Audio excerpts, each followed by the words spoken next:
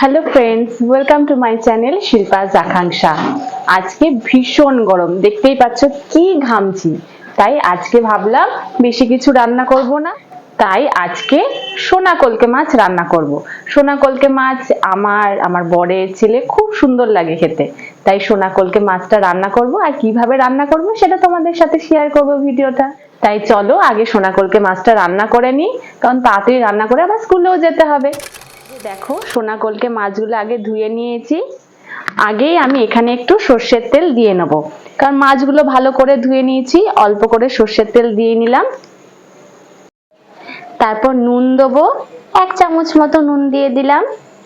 আর তারপরে 1 চামচ মতো হলুদ দিলাম।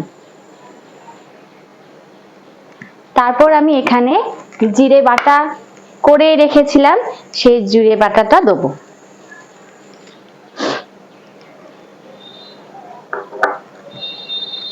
করে জিরে বাটা দিয়ে ভালো করে এটাকে মেশাতে হবে।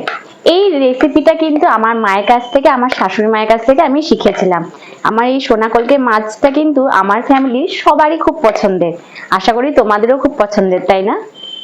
দেখো মাখিয়ে ফেলেছি। আগে কড়াইটা বসিয়ে নিই, গরম করতে দিই।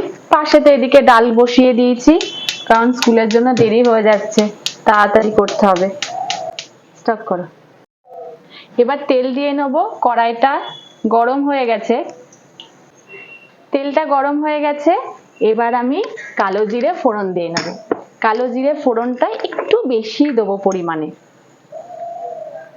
1 চামচ মতো। কালো জিরে ফোড়ন দেওয়ার পর লঙ্কা চিড়ে রেখেছিলাম, সেই লঙ্কাগুলো দিয়ে দেবো, মোটামুটি 3-4টে লঙ্কা।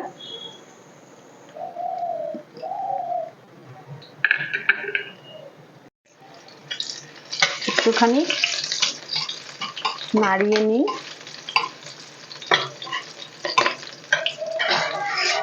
দিয়ে এবার যে পেঁয়াজ কুচি রেখে দিয়েছিলাম, সেই পেঁয়াজ কুচিটা এখানে দিয়ে দেবো। পেঁয়াজটা মোটামুটি হালকা ফ্রাই করতে হবে।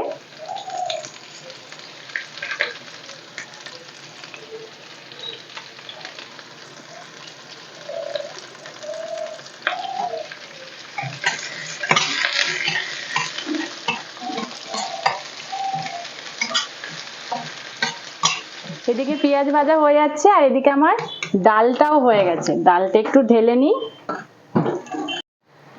দেখো এই সোনা কলকে মাছের জন্য আলুগুলো এরকম লম্বা লম্বা সরু সরু কাটলে ভালো লাগে, সেই আলুগুলো আমার কাটা হয়ে গেছে। এবার আমি এর মধ্যে দিয়ে দেবো, কারণ পেঁয়াজটা প্রায় ভাজা হয়ে গেছে।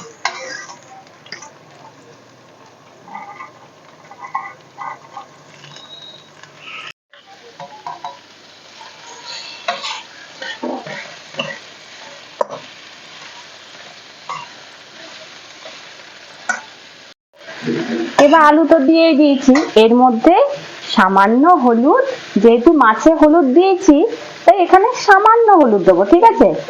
আর নুনও দেবো সামান্য, দিয়ে একটু নাড়িয়ে নেব।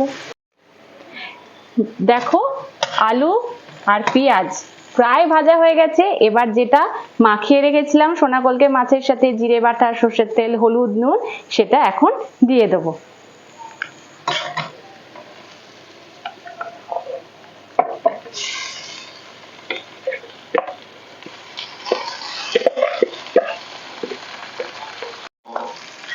মাছগুলো তো দিয়ে দিয়েছি। এবার জিরে বেটেছিলাম, সেই জলটা একটু রেখেছিলাম, এই সামান্য পরিমাণ জলটা একটু দিয়ে দেবো। দিয়ে তারপর ঢাকা দিয়ে দেবো।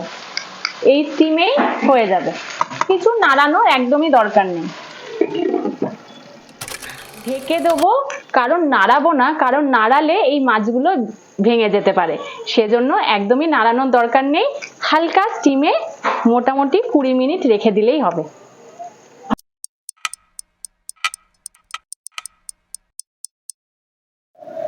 মাছ হয়ে গেছে আমার, এবার নামিয়ে ফেলি।